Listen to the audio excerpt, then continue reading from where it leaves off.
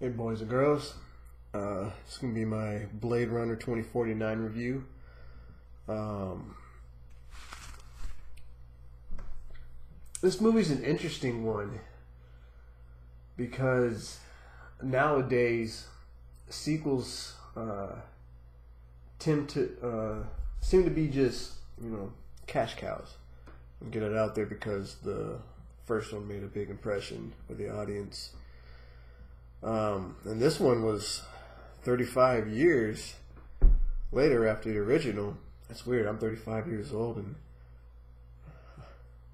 shit, I think the original came out 5 days right after I was born, 1982. Two fantastic sci-fi movies that year for trivia: Star Trek: Wrath of Khan and Blade Runner. Now, I saw the original one. I don't remember exactly when. I was young. I just didn't remember it. I remember certain scenes in there. I rewatched it recently, and I definitely remember certain scenes. But it's been so long since I've seen it. As I was watching the original, I had no idea what was going to happen next.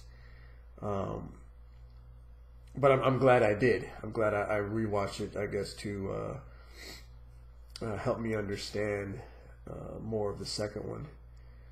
And the second one does tie into the first. And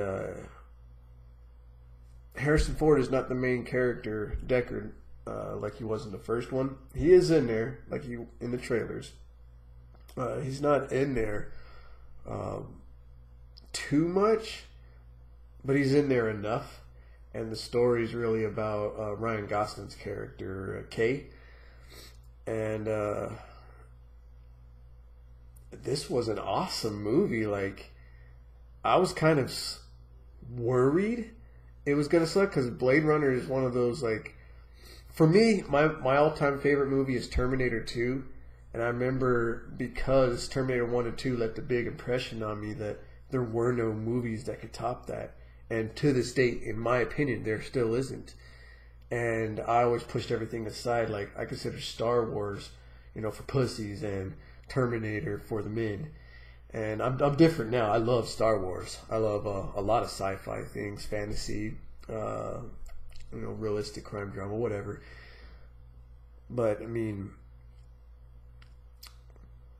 had Terminator not existed as me when I was younger, Blade Runner probably would have been my favorite because it just seemed like that perfect formula.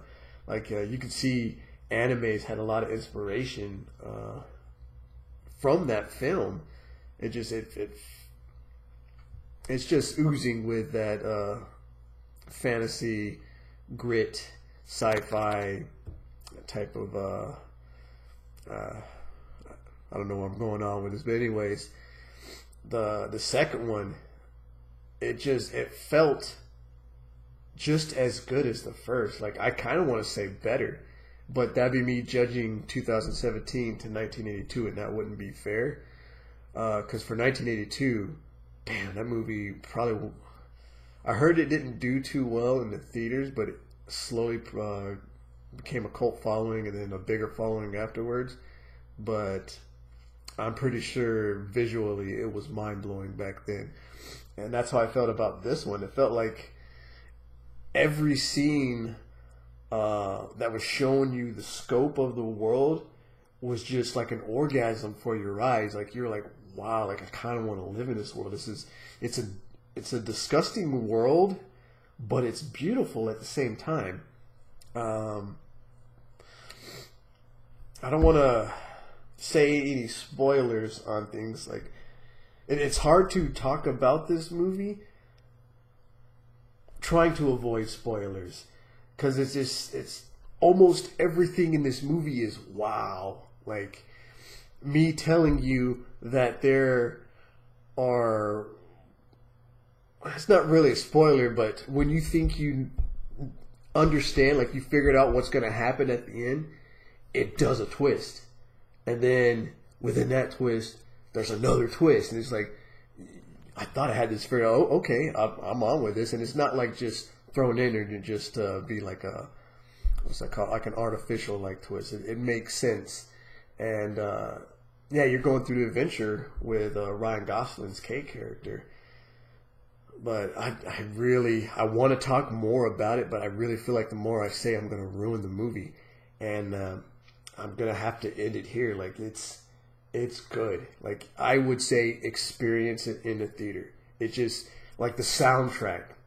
Oh my God, it brought me back to like the 80s, late 80s. I love that sci-fi music.